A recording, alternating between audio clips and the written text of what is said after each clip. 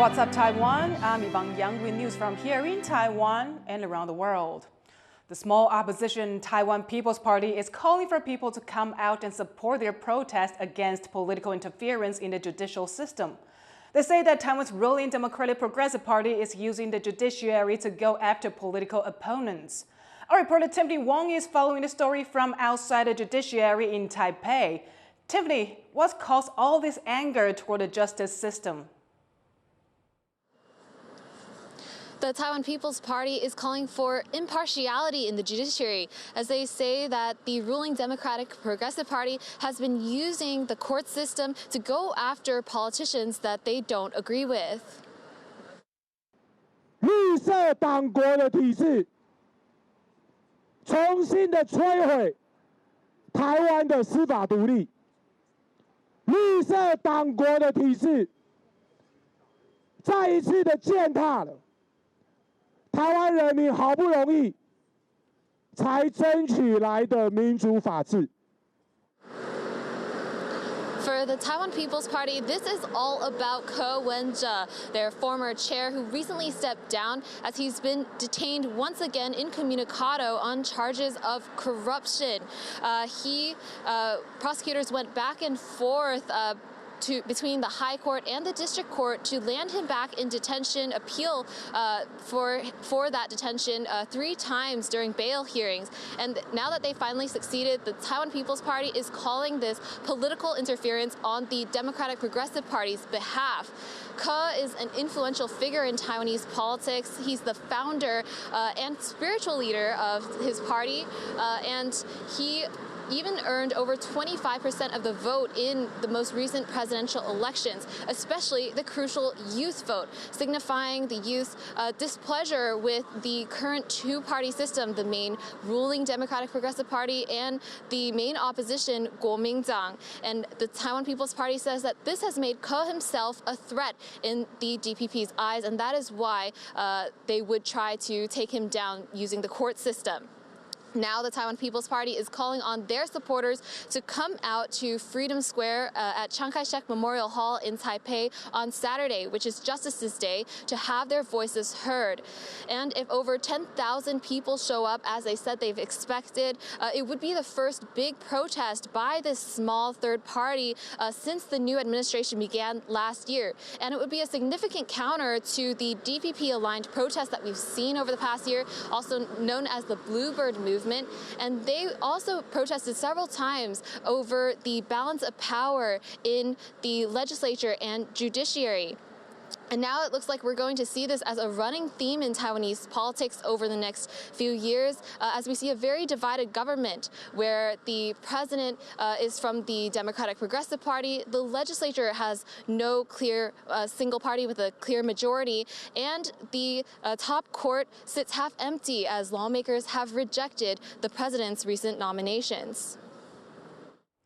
Thank you, Tiffany. That was Tiffany Wong outside the judiciary in Taipei. Taiwan's military is starting its annual combat readiness exercises ahead of the Lunar New Year. All 3 branches of the military are on alert for the drills. Jaime Ocon is with the Army in Hsinchu County. For the next few days, Taiwan's military is giving us an inside look into how it's preparing for a potential conflict. These combat readiness exercises are designed to test individual units' combat readiness across the country. Every year, Taiwan's military puts on this public display, not just to show that they're capable, but also to assure the public that the military is still on guard during the long holiday. At the end of January, millions of people in Taiwan are expected to travel as they celebrate the new lunar year. But the military needs to make sure it's ready 24 hours a day, 365 days every year, so the rest of Taiwan can rest easy. 原来我们过年都有许多国军官兵在我们背后默默地守护着我们，而这次我也将成为家人最坚实的后盾。也请大家放心，只要有我们在，定能让大家过个好年。 The exercise on display here is a drill where a group of soldiers use tanks, armored vehicles, and attack helicopters to push back an enemy force.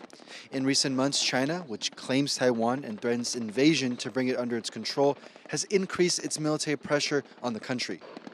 The defending team on display here is one of the largest brigades stationed in Hsinchu. They are responsible for protecting northern Taiwan, which includes the capital of Taipei. 更强调于战场中我们实战会面临的一些事情跟一些项目，让大家有系统的联合性的一种方式去做操演，以达到更加的训练目的。 Drills like these ahead of the Lunar New Year have been going around Taiwan for decades and are an important part of the country's military training.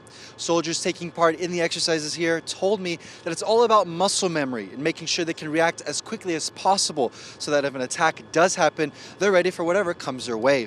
Fu Hua Hong and Jaime Okan in Hsinchu for TaiwanPlus. A magnitude 6.8 earthquake has killed at least 53 people in Tibet, according to Chinese state media. The quake struck one of Tibet's holiest cities, Shigatse, at around 9 a.m. local time. State media is reporting several buildings collapsed in surrounding areas. The tremors could be felt hundreds of kilometers away in Nepal and northern India, with no reported damage there. The Philippines has tasked its military and Coast Guard with monitoring a large Chinese ship operating in its exclusive economic zone.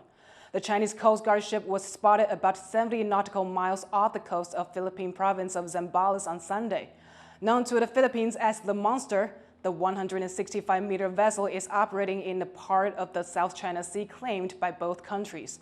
Manila has called its presence an act of intimidation, coercion, and aggression and ordered it to leave. China says the ship is conducting law enforcement duties within its own waters.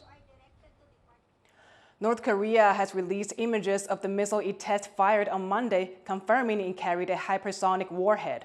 North Korean state media says the missile flew 1,500 kilometers, its longest flight so far. Pyongyang says it's capable of striking remote targets in the Pacific. The test comes 2 weeks ahead of incoming U.S. President-elect Donald Trump's inauguration. North Korea's leader Kim Jong-un recently said that his country will adopt its toughest policy toward the U.S. without mentioning Trump. The world's biggest tech companies are in Las Vegas for annual expo CES. The hype around AI has carried through to the new year, but another talking point that's come up is Donald Trump and how his tariff strategy may impact the tech sector. Joyce Sun has more. Doors have opened in Vegas for one of the largest technology shows in the U.S., CES, or the Consumer Electronics Show. On display are the latest gadgets in automotives to robotics, like this electronic pet and this robotic exercise chair. The biggest buzzword, though, is still AI. And to keep up with this major demand for computing, leading chip designers have rolled out a slew of new semiconductors. California-based AMD unveiled a new roster of processors for laptops, desktops, and gaming handhelds. Intel, too, has come out with a new lineup of chips in its first expo since the shock resignation of its CEO, Pat Gelsinger, last month. Interim CEO Michelle Johnston Holthouse said the firm's new chips are more power efficient thanks to AI. Arguably the most highly anticipated product reveal came from NVIDIA, its Taiwan-born celebrity CEO Jensen Huang, showcasing the company's new RTX 50 series graphic cards. Here it is. It doubles the performance of its previous generation, marking a breakthrough for challenges like real-time rendering of video game graphics driven by AI. NVIDIA is also packing their computing power into thin, light laptops. So can you imagine? You get this incredible graphics card here, Blackwell. We're going to shrink it and put it in there. Does that make any sense? Huang's keynote comes off the back of NVIDIA's stock closing at a record high, bringing the company's valuation to $3.66 trillion. Shares of chipmakers across the board have surged, riding on the promise of strong AI-led demand. That includes Taiwan's TSMC, whose shares beat its standing record from the previous day, closing around $35 on Taiwan's exchange TAIEX. The Vegas trade show comes less than 2 weeks before President-elect Donald Trump takes office, and concerns around his campaign pledges to slap widespread tariffs on imports from U.S. trading partners are echoing within the show halls. While tariffs are a negotiating tool for him, and will have some difficult, even terrorizing moments for the business community and American consumers, innovation in the world will be better off if the best people in the world can be allowed to create products and trade with each other. Tech innovation is moving faster than ever, and though CES is keeping an upbeat tone focused on the gadgets, uncertainty lies ahead for the sector, with the threat of new government policies that could cost businesses billions. Devin Tsai and Joyce Sin for TaiwanPlus.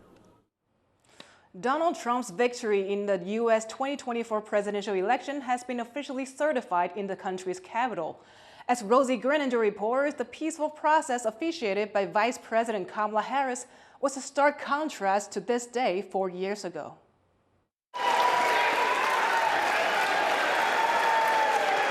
Republican lawmakers celebrating the U.S. as Congress certifies Donald Trump's victory in November's presidential poll. The electoral votes were read aloud state by state before a joint session of the House of Representatives and the Senate in Washington, D.C. The process to peacefully transfer power from outgoing President Joe Biden, presided over by Vice President Kamala Harris, defeated by Trump in the 2024 election. The votes for President of the United States are as follows. Donald J. Trump of the state of Florida has received 312 votes. Outside, there was heightened security.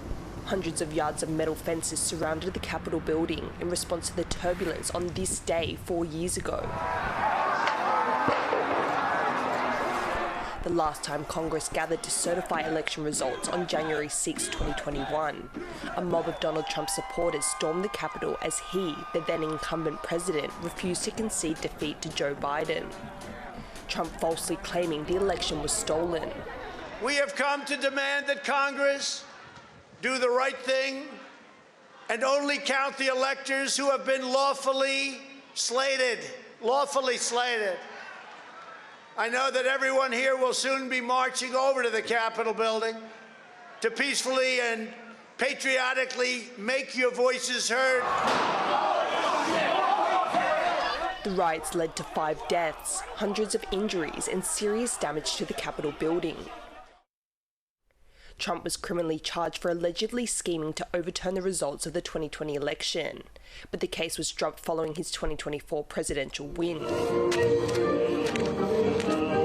Many of his supporters are still facing charges or serving time for their actions. Some of them held a vigil outside the Capitol to honour those who died and, quote, stood up to the government. They're hoping their re-elected leader will grant those involved clemency. My husband's been detained since January 16th of 2021. He never entered the building, nor was he committed a violent crime that day. He was incarcerated for 87 months because of the obstruction of an official proceeding charge, which has now been brought down by SCOTUS. Trump has previously vowed that on his first day in office he would pardon rioters involved in the January 6th insurrection. Ashley Babbitt! And those wanting to see him live up to his word won't have much longer to wait. Trump's inauguration is set for January 20th, when he'll be sworn in as the 47th President of the United States. Dolphin Chen and Rosie Greninger for TaiwanPlus. Canadian Prime Minister Justin Trudeau has announced he will step down as leader of his country and head of the Liberal Party before elections later this year. The announcement comes after weeks of speculation amid growing anger at the state of the economy and internal battles in his party.